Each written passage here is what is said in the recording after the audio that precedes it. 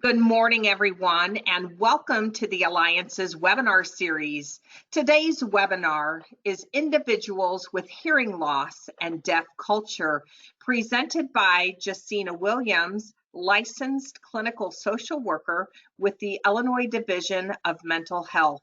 Today is Tuesday, December 17th, 2019. I am Christine Beck. I am the organization director for the Illinois Self-Advocacy Alliance, and the Alliance is proud to be funded by the Illinois Council on Developmental Disabilities. As a reminder, all attendees are in listen-only mode. If you wish to communicate with myself or with the presenter, please type in using your control panel chat box and send us a message. We'd be glad to read them out loud. This webinar is being recorded and it will be placed on the Alliance's website for viewing 24/7. A little bit about the Alliance. We are a network of advocates and self-advocacy groups around Illinois, and the image on the screen is of 15 people with different colored skin. They are all holding up certificates. This is the newest graduating class of the Alliance Ambassador Leadership Program. The Alliance's vision is for self-advocates to work together to get the support we need and to live the life we want in the community. Our mission is to speak up for ourselves and each other while working together to make changes in our communities and in Illinois. Our focus is on empowering people to speak up about what they want and need, what they don't want and don't need, to action plan their goals, and to participate in advocacy at the personal, agency, community, and statewide levels. And we do this several different ways. The first thing is by supporting our local member groups. We also work together on important issues, and the Alliance offers networking, advocacy, and learning opportunities through monthly newsletters, webinars, the Alliance Ambassador Leadership Program, and the Training Institute. And the image on the screen is a person with pink skin and short brown hair, wearing glasses, a long sleeve striped blue shirt and black pants, and the person is holding papers. As I mentioned, the Alliance is a network of self-advocates and self-advocacy groups around Illinois, and the Alliance is proud to have 32 member groups in Illinois. In the northern part of the state, we have member groups in McHenry and Zion and Dixon. Chicago and the surrounding area is well represented with groups in Alsip, Aurora, Brookfield, the city of Chicago, Chicago Heights, Elgin, Evanston, Hanover Park, Homewood, Mount Prospect, and Rolling Meadows. And the central part of the state, the Alliance has member groups in Rock Island, Pontiac, Galesburg, Tremont, Bloomington, Beardstown, Jacksonville, Decatur, and Monticello. And in the southern part of the state, we have member groups in Alton, Edwardsville, Mattoon, Charleston, and Paris. As I like to say, wherever you live, wherever you work, chances are there's a self-advocate or a self-advocacy group near you. And so I'd like you now to meet our presenter. Jacina Williams is the statewide coordinator for deaf, hard of hearing, deaf blind, and late deafened. Welcome, Jacina. Hi, everyone. I'm Jacina Williams, like Christine said, and I just want to thank you all for having me today to ask me to speak about people who have hearing loss. And I am very excited that you have shown interest in learning more. There's a lot of information to share, and today is going to be kind of the basics. So feel free, if you want more information, you have any questions, please feel free to reach out to me. I am very interested in engaging and sharing information so that you can learn more. As you can see on this slide, my title is really long. And basically, as we know, people with hearing loss can be very different from one person to the next. And so what I've tried to do is to represent the different categories that a person may identify with deaf, hard of hearing, deaf, blind altogether, and late deafened. And so as we go along, I will describe to you about those different categories. And before we go on, just real quickly, I want to describe that what I do is I work to make sure that there is access in our state to mental health services for anyone who may identify in any of these categories. So as an umbrella or an overarching term, anyone who has hearing loss, and if they are interested in learning more about mental health and how to receive services, then that person or others, such as a family member or a professional that they may work with out in the community, can contact me or go to my website and learn more about how to access services. Next slide. So this goes into a little bit more in depth about that. With providing the information, I can work with anyone who has a hearing loss. So that means children on up to adults. And the hearing loss can be any type of hearing loss. And on this slide, you will also see the sign for help. So in sign language, you see two hands that are forming the sign for help. And as you form these hand shapes, you're also moving it upward. Next slide. So as I said before, in my title, I have the different categories about hearing loss. And I know that your group is very strong about people first language and respecting how a person identifies themselves. And I support that 1000%. As you can see with this slide, in these different, two columns, what I feel like is important to educate folks about, because I've heard a lot of feedback that some people don't realize that if you say hearing impaired, some people don't realize that that could be insulting to the overall community or that specific person. So what I've done with this slide is to outline in a general fashion what is more acceptable and what is not acceptable. Now, one thing about hearing impaired that I do want to put out there is that some people are okay with that label.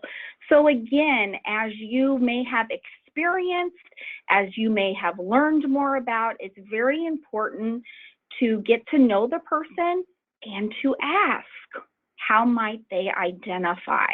If you have a question, the individual with hearing loss, and really anyone, chances are they are going to be very accepting of your question when they can tell that you're trying to learn more to be more informed. And so on the left side, you will see sometimes in this column, you see deaf people, you see hard of hearing people, and that's not really person first language.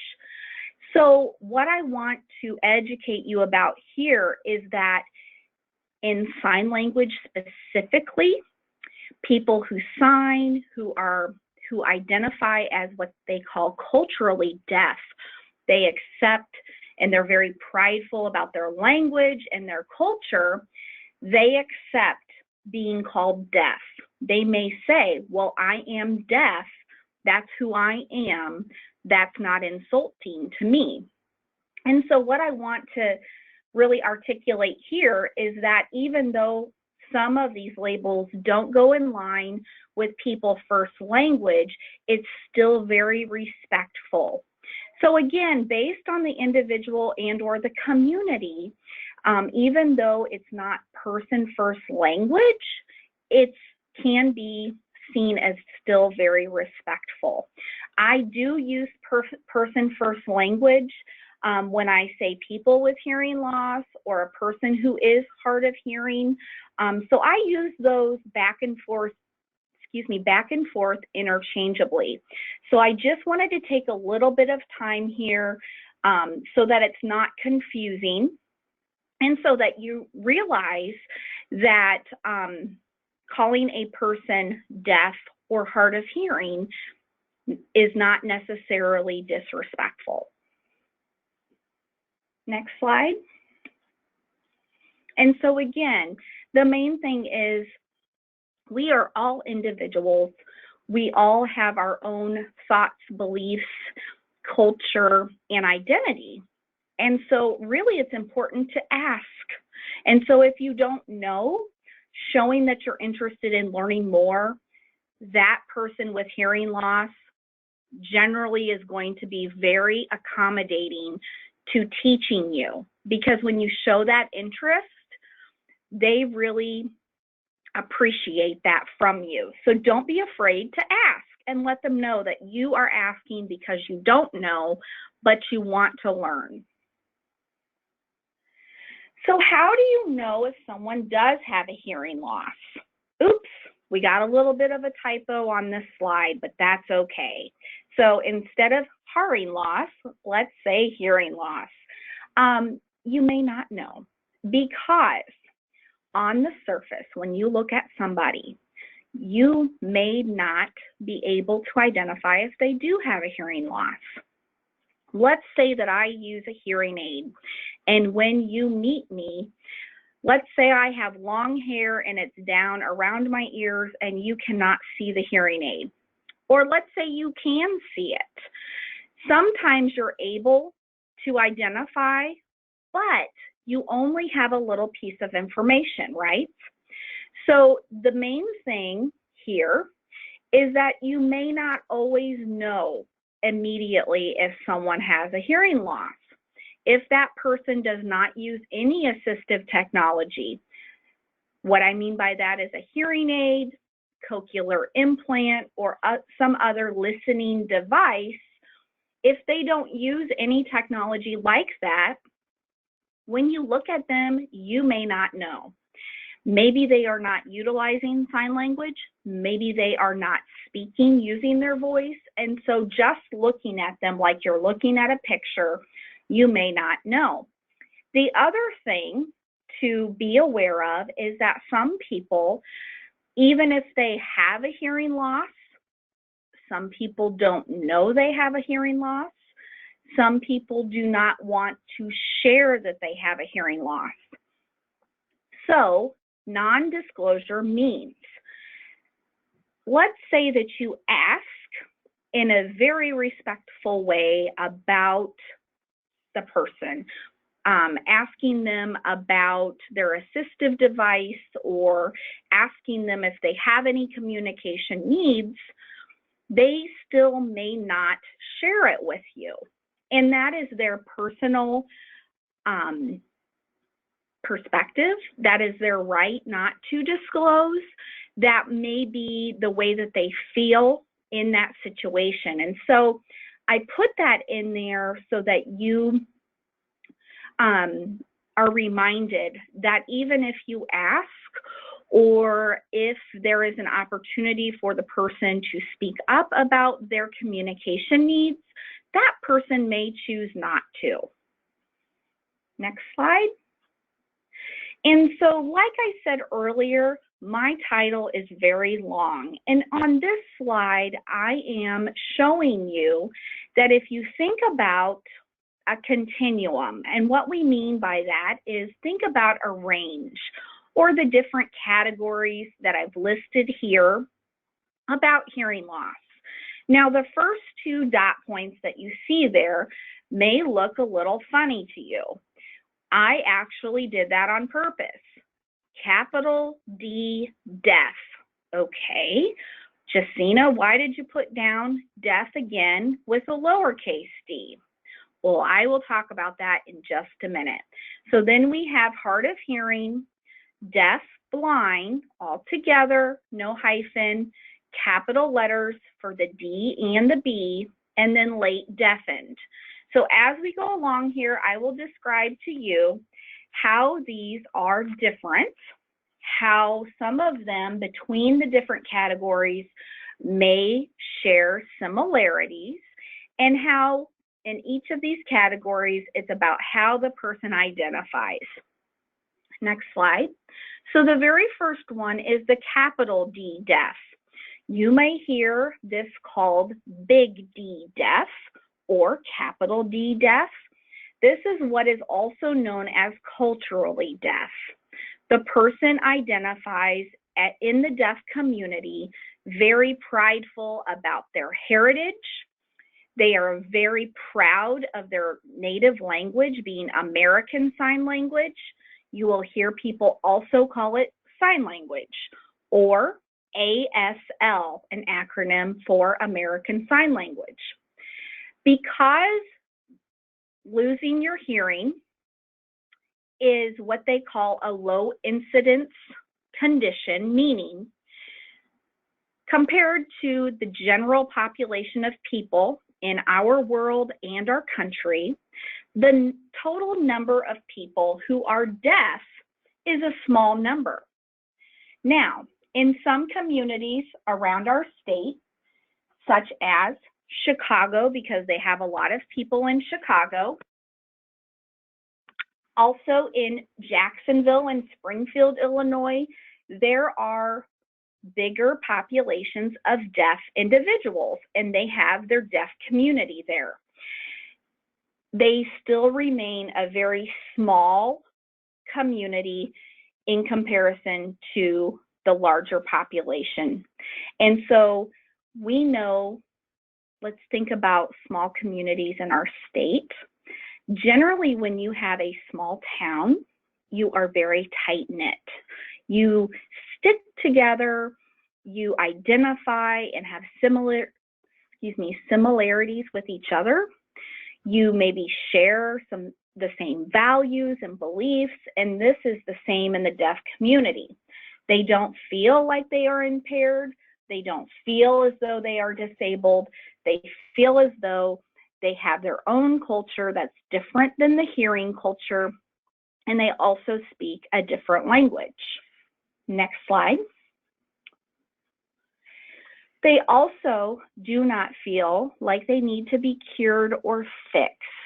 Now, the reason I bring this up is because back in history, in our past history, there were efforts by professionals to fix or change or teach deaf people to be more like hearing people.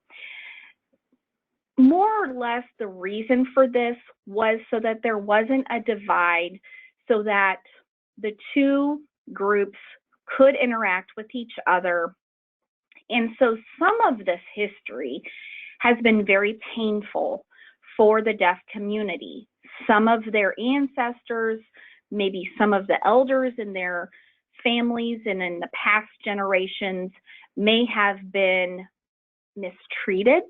And what I mean by that is in some schools way back in the day, deaf individuals were taught in schools not to use sign language.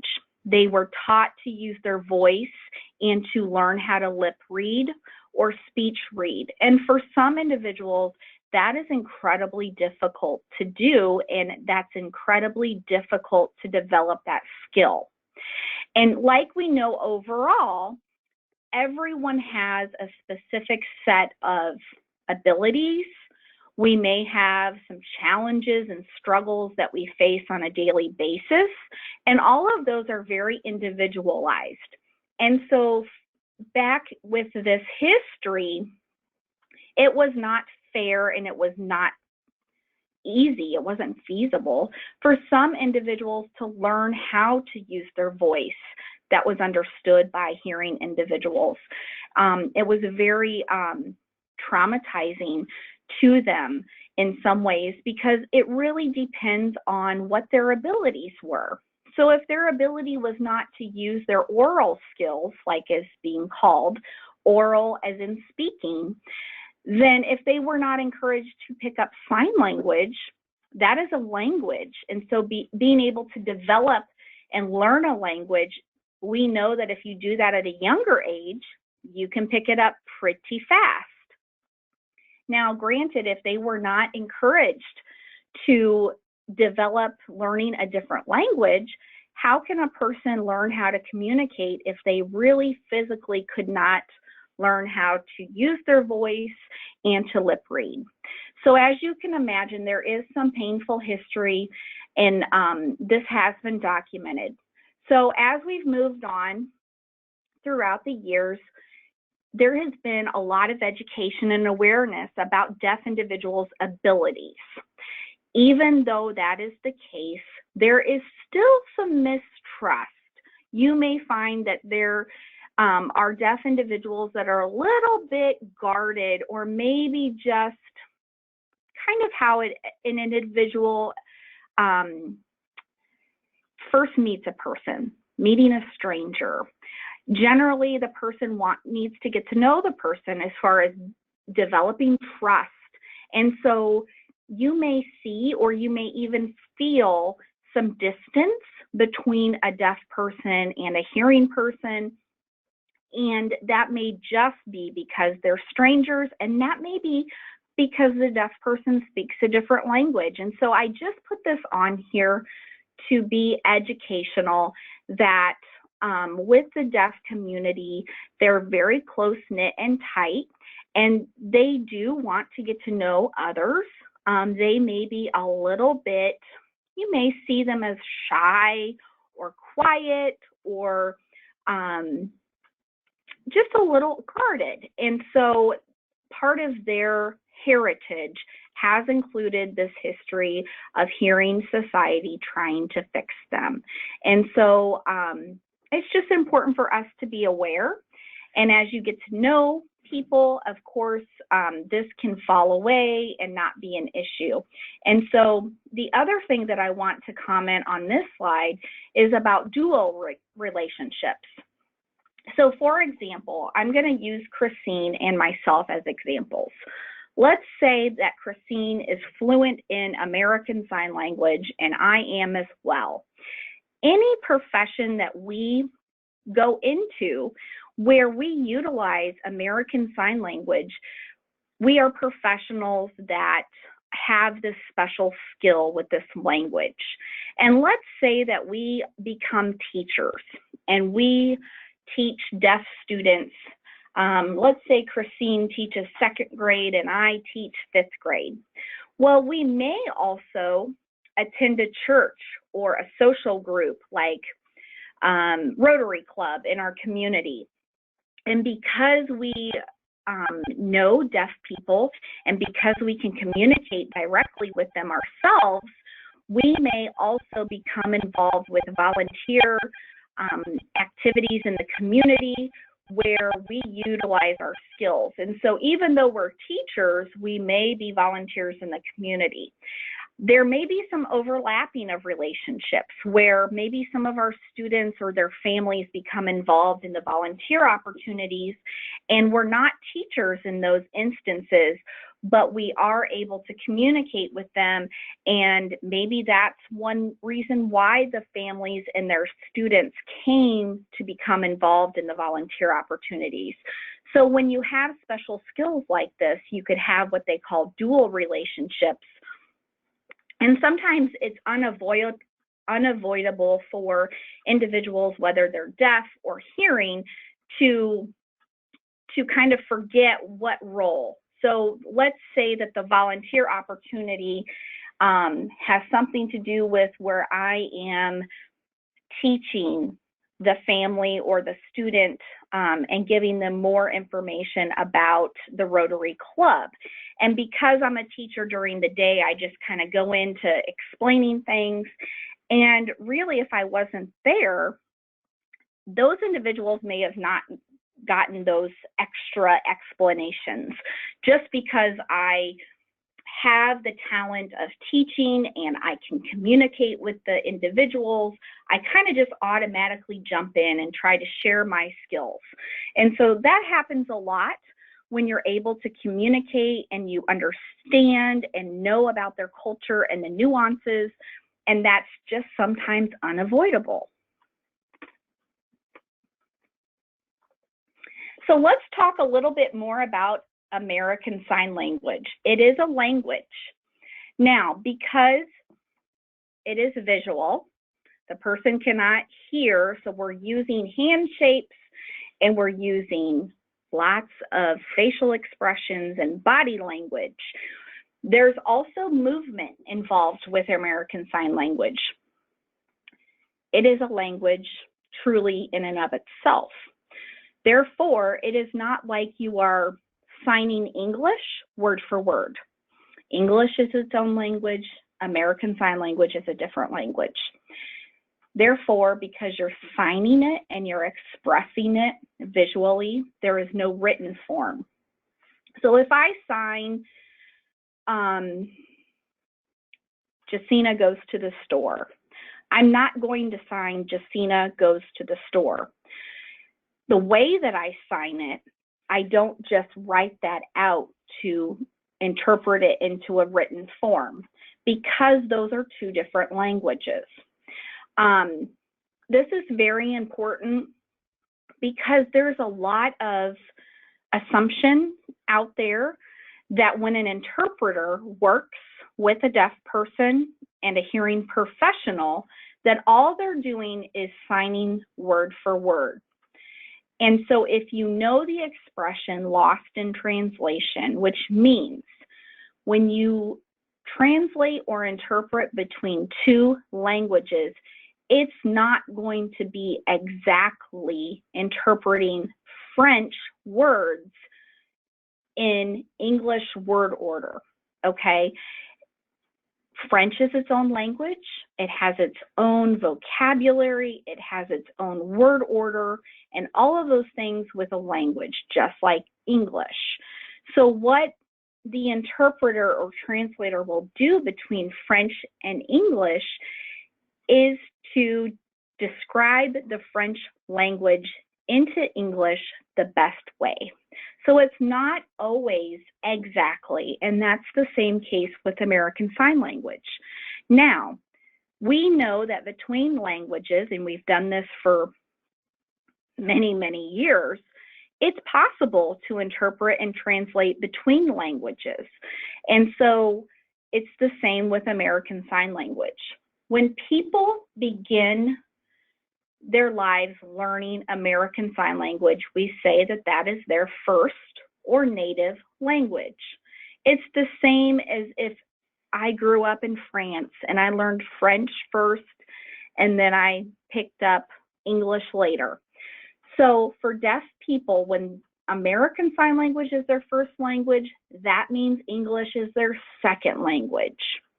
Now, we know English can be kind of confusing with its rules, or maybe when the rules don't make sense in English. And so learning any second language can be tough. For deaf people, with English being their second language, they are not able to hear that language in order to learn it. It's possible to learn English. If you think about learning English with never hearing the language itself, with the words and the rules and just all the different things that we have to remember, even with writing English out in its written form, it's a lot to learn. Therefore, the statistics show that on average, a fourth grade reading level is average for a deaf person. Now, this does not mean that they have an inability to read. What this means is ASL, American Sign Language, does not have a written form. So just because they can read and write at the 4th grade level does not mean that they're any less intelligent. That means that they've worked very, very hard to learn a second language, which is not easy, and kind of comes up with its own rules too, right? And so on average, they've done research to say that the reading level is at the 4th grade level. Now, on average, we know this to be the case, but this certainly doesn't mean all deaf people cannot read past the 4th grade level. Deaf people can really do most things that all of us can do based on our abilities. And so this just kind of gives you an average based on the research. So what I tell people in my work is to realize the difference between American Sign Language and the fact that it doesn't have a written form. So if you have handouts, if you have materials like a PowerPoint, if you have the ability to work with an interpreter, be sure that you use that interpreter to interpret that written information into the native language. Next slide. Okay, so one of the things with American Sign Language is something about well, let me back up a little bit. First of all, because of the way it's expressed, abstract concepts can be a challenge. So what we mean by this is if I can show on my hands and with my hand shapes about the fact that I am going to the store to go grocery shopping, what I'm able to do is I'm able to use my hand shapes to point to myself. I also am using movement in the way that I communicate to show where I am going. Maybe I sign a walking sign that I'm actually going to walk to the store. And so you can see where that is very, very clear what I am doing and what they call a simple and also concrete concept. I am going to the store. That is clear for us to envision, right? And so also with that, because of the way it's visual, the language, it can also be perceived as being blunt in the way that it's communicated. So for example, we know sometimes talking about sensitive topics or, personal business, sometimes we have learned different ways to do that in a very respectful manner. So I always share the story. I have in my family 2 cousins who are deaf, and one of them is about the same age as me. So we grew up together, even though we did not live in the same community, and we became very close. And when we were out of college and we were out in the real world, working our real jobs and kind of finding our way in the world, I hadn't seen him for a little bit of a time. And so we got together and had dinner. And I always use this example because number 1, he's a family member. Number 2, we grew up very close. And number 3, we hadn't seen each other for a little bit. So we were catching up on things. And I sat down at the restaurant and my cousin really showed me about how communication can be very blunt in American Sign Language. Usually when you sit down and you see someone who you're close with, you might say, hi, hello, how you've been doing. It's great to see you. I'm so glad we were able to coordinate our schedules. But he didn't do that night. I sat down and the first thing out of his mouth, or first thing that he said, was, well, when are you going to have a baby?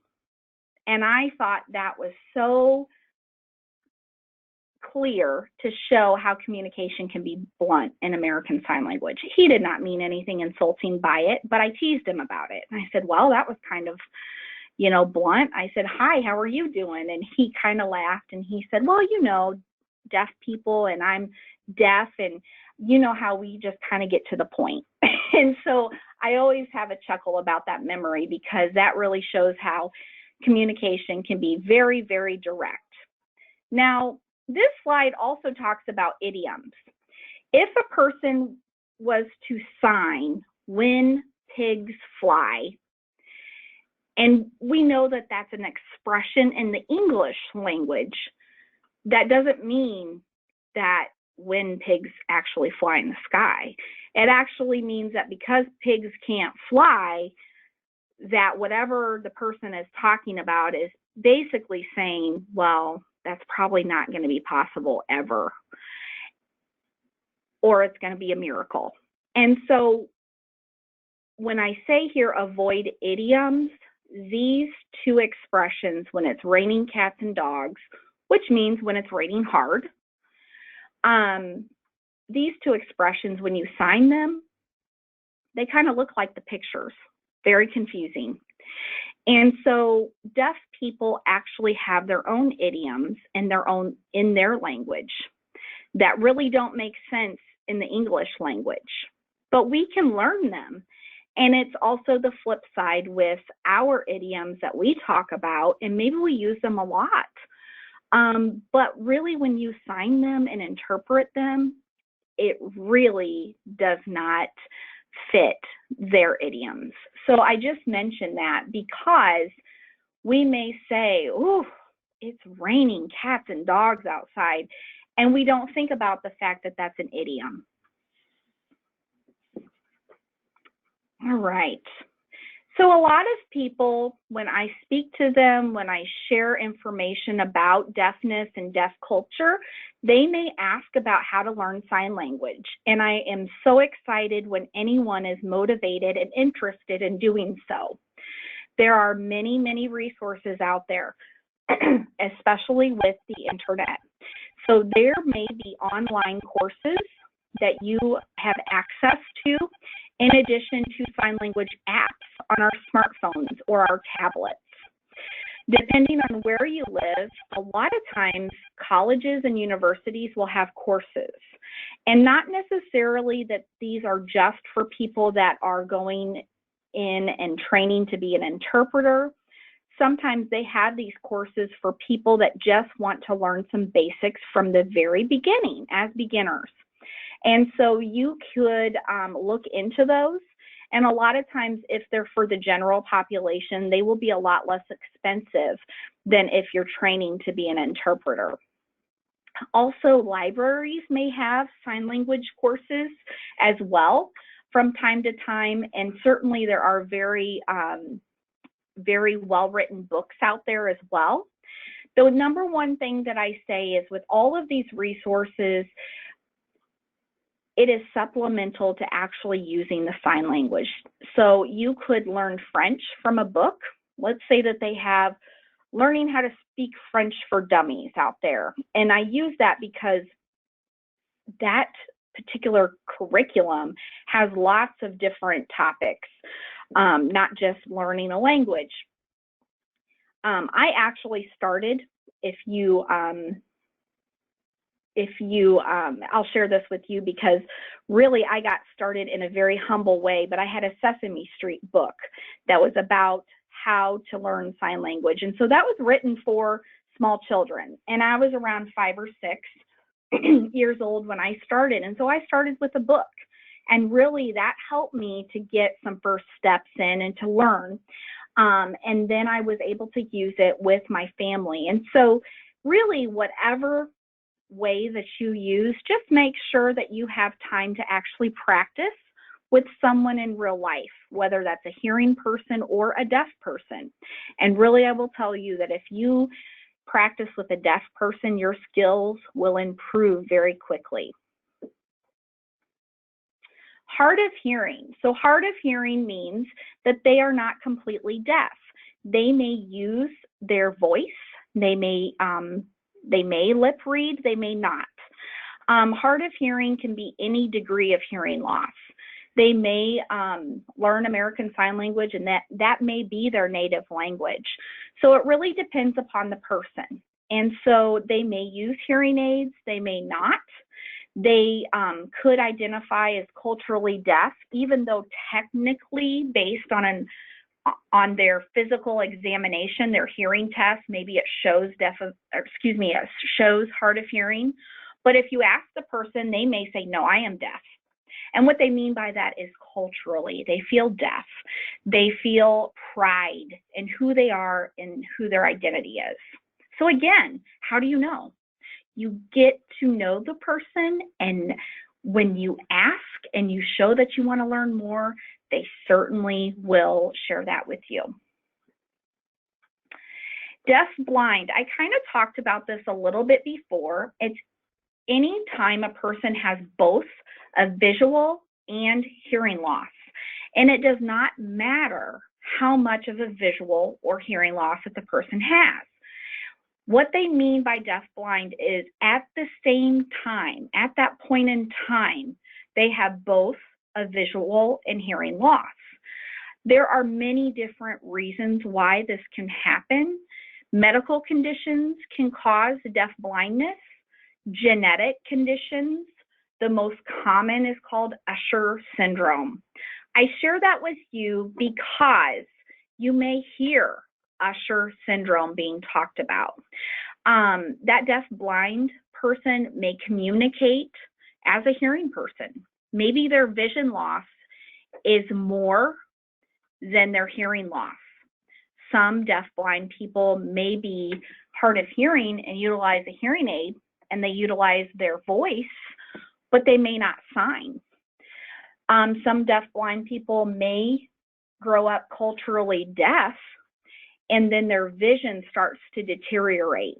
And so at the time of birth, they may not have been deaf blind. Maybe it wasn't known that this was to happen, or maybe it was an event that happened later on in their life. And so again, there's a lot of differences within this category of people who have both the vision and hearing loss. In the picture that you see here, I'm sorry, Christine, do you mind going back? I just wanted to talk about this picture. You see a woman with a black shirt on and a man who has glasses and a light shirt, green and white, and they are touching each other's hands. And what that is called is tactile signing. So let's say, for example, that I am deaf blind, and that means that my vision is pretty much all the way gone. Maybe I can kind of tell between darkness, so nighttime, and daylight, but I cannot see any more than that. But I communicate in American Sign Language by touching the other person's hands as they communicate with me. Now, other people who are deaf blind may not need the touching with the signing, but they may need the signer, the person talking to them, to be closer to them. Maybe their vision is not very good with distance. They're nearsighted, but if you get close and you sign to them within a certain area of where their field of vision is still very good, they're able to communicate in American Sign Language. So the next slide talks about maybe someone that you recognize. There are two photos here of a very famous person who she herself was deaf blind. The picture on the left is actually from a movie that portrays her life and learning about how to communicate. And the picture on the right shows a true life picture of her with her teacher, and she is communicating with her by touching her face. Does anybody have any guesses who this person is? All right, so we're now opening up to you, our participants, to chime in. Does anybody know who this person is, who is depicted on the left-hand side, and then the actual picture of she and her support person is on the right-hand side? So if you think you know who it is, or you just like to give a guess, go ahead and use your control panel to type it in and send it to us. This is a pretty famous person who did not have hearing, who did not have vision, spoken word. And so, all right, from CTF Advocacy in Charleston, Illinois, their answer is Helen Keller. Okay, good job, Charleston. You are correct. So, like I said, the picture on the left is from the movie that depicted Helen Keller's life and how she learned how to communicate. Her teacher, she actually called her her teacher, but Christina's right. She was her support person. She was not only her teacher, but she provided all kinds of support to Helen Keller. Her name is Anne Sullivan. So in these two pictures, you will see the actress who portrayed Anne Sullivan with the dark glasses standing up at the well, and they were pumping water, and Helen is a young girl who's standing there experiencing how water feels, and she's learning later on what that word and how that is connected to water and learning how to sign it. And the picture on the right is Helen with a necklace on, looks like a polka dotted dress, and she has her hand on Anne Sullivan's face, which is one way that Helen would understand emotions and also understand who was communicating with her. And so Anne is standing there with Helen's hand on her face and also touching her hand as well. So I share this with you because Helen Keller is a very famous individual who was deafblind, and she has actually done so much for individuals during her lifetime and also after her lifetime with her agency that provides a lot of support and technology and information to individuals like Helen. All right, the last category, late deafened. This may not be a term that's familiar to you, but it really means a person who was born hearing. So this could be me. I was born hearing and my first language is English, but then later in life, after I learned my first language, I began to lose my hearing. And maybe that happens gradually because of aging. Maybe it happens because of an accident. Maybe it happens because of an illness. So really this category is a category of people who they're culturally identified as a hearing person. They have been exposed to language through auditory. And then later on, they begin to lose their hearing. I may or may not use any assistive technology. I may or may not learn sign language, American Sign Language, as my second language. It really just gives a label to that group that was, number one, born hearing and identified with that culture, and then later on lost some of their hearing and maybe all of it. So any degree of hearing loss after learning language. So what can you be aware of when communicating with a person with a hearing loss? Very important about facing the person directly. If you're off to the side, it's very hard for the person to, even if they're not relying on auditory, they're taking in information from basically your forehead all the way down to the middle of your chest. So that's where communication happens. So that person doesn't matter what type of hearing loss, they're going to take in body language, facial expressions. They may be trying to lip read. So some of us talk with our hands. It's going to be very important not to do that so that you don't block their line of sight. It's also important to think about what your background is. If you are standing in front of a window with sun or light shining through the window, that's going to create a glare that will be very hard for that person to focus. They will become very tired and really not be able to pick up the communication. You don't want to overemphasize how you're speaking. So whether or not you're working with an interpreter, if the person's speech reading, don't over-exaggerate your mouth movements. Don't, unless the person asks you to, don't talk or shout. Talk loudly, or shout. that really just exaggerates everything in the communication and makes it more difficult for the person to understand you. Speak in an even tone. The person may ask you, or the interpreter may ask you, to slow down the rate.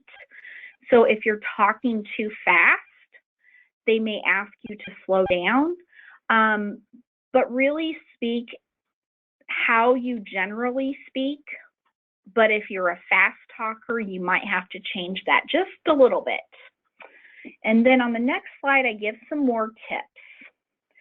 Some more tips are, if you have an accent, if you have facial hair, really that's going to make it a little bit more difficult. Even the way that you produce your spoken language, in some ways that may be difficult. And that's the reason I say that, is because we don't all speak alike, and it looks different on our faces when we do speak. And so there's just a lot of different variables, different things about communicating, especially if the person is lip reading. Next slide. You want to make sure that wherever you're at, it's very well lit. And if you're in a group setting, the best thing to do when you want to speak is one person speak at a time and raise your hand so that the person with hearing loss can track or find who is speaking next. Because even if the person is wearing a hearing aid, that hearing aid is not going to, what they call, it doesn't have sound location. So when we hear in a group setting a person on our left speaking, we can tell that by the way that the sound comes into our ears, and our brain tells us to look to the left. A hearing aid's technology is not able to indicate that. The hearing aid technology amplifies or makes all the sound in the room louder, but it does not tell the person what location in the room the sound is coming from. So raising your hand really helps that person. Next slide. Only 30 to 40% of what we talk, what our speech is, we can see on our mouth. So that's another reason why, to make sure we don't talk with our hands up by our mouth. That's another reason why, if we're talking too fast, that may create more challenges for that person to understand. And also if we have any facial hair on our face. These letters that I've put on this slide, if you take these letters and mouth them in a mirror, or mouth them to someone who's sitting next to you or a friend, chances are they're not going to be able to know whether you're saying P as in Paul or B as in boy, because it looks the same on your mouth. So P and B. So if you want to try this later to see how well your skills are with lip reading, this shows you an example of why the rest of the word and the rest of the sentence will be very helpful for the person with hearing loss to figure out, are you talking about P or B? Next slide. Here are some examples about technology. I've already talked about some examples like hearing aids and cochlear implants. These are different assistive technology devices. The FM system, which means frequency modulation, that actually helps a person in a group setting or at a movie theater take in the information by using a device. It's the one in the picture that has the cord kind of in the middle. And so that's what they mean by an FM system. Those are usually used in school settings as well. And so that really just depends on the amount of hearing that the individual has and if it meets their needs. Next slide. Another example of technology is cochlear implant. Seen here is a little girl who was, quote, implanted with a cochlear implant, and her dad, who went ahead and got a tattoo of what the cochlear implant looks like on his daughter, because he did not want his daughter to feel different. No one else around her had a cochlear implant, and so the dad took it upon himself to put a permanent tattoo on his head so that his little girl felt like there was someone else like him. And so this cochlear implant helps individuals who have some hearing to use what they have, or what it's called residual, what's left over of the hearing, to help them to hear and communicate through speech and English. Not all people are candidates, or not all people can get cochlear implants, especially if you don't have any hearing. And there's a lot of therapy and training that happens after you get a cochlear implant to make sure that it will be the most helpful to you. The next slide shows two examples of hearing aids. They can be very, very little, where you probably wouldn't even typically see them in someone's ear unless you were really concentrating. Some of them have the piece that goes in your ear and also around the back of your ear. And so that just depends on what the person needs with their hearing. And hearing aids amplify all sound in a room. So therefore, if my voice is speaking right now and a train goes by outside, you're going to hear both my voice and the train at the same level. It does not eliminate background noise. So that's one thing to remember. The next slide talks about tips when working with an interpreter. What they do is they move communication back and forth, so between sign and spoken English. So what you need to remember is to talk to the deaf person just like you're talking to your friend. So you would say, hi, it's very nice to meet you. We're going to have a little bit of an interview here. And if there's anything that I need to know about how to work with an interpreter, this is my first time. So let me know if there's anything that I can do to best accommodate you. Now, what not to do is to talk to the interpreter and say, okay, tell this person that I'm going to conduct the interview, and tell this person I've never worked with an interpreter before, and tell this person. So just talk to them directly. Make sure you have eye contact with them so that they don't feel dismissed or ignored. And also realize that because there is interpreting going on, there's going to be time between the fact of you speaking and the message being interpreted. So you have to allow extra time so that that can occur, and that helps that communication is going to be the most effective. The interpreter is going to be placed next to you so that the deaf person can have eye contact with you and the interpreter back and forth during the communication. And then we talk about the different types of interpreters. For mental health, we want the more skilled interpreters. So there are 4 levels, and the 2 top levels are advanced and masters. The 2 bottom levels would be other smaller or less technical communication where a beginner could do those things. The way to find licensed interpreters in our state is by going to this website at the Illinois Deaf and Hard of Hearing Commission's website. And the last slide for me is contacting me. If you have any other questions, if you need any assistance, please feel free to contact me. And this is the way that you can contact me in addition to my website. So again, thank you so much for your interest. I have really enjoyed presenting to all of you today.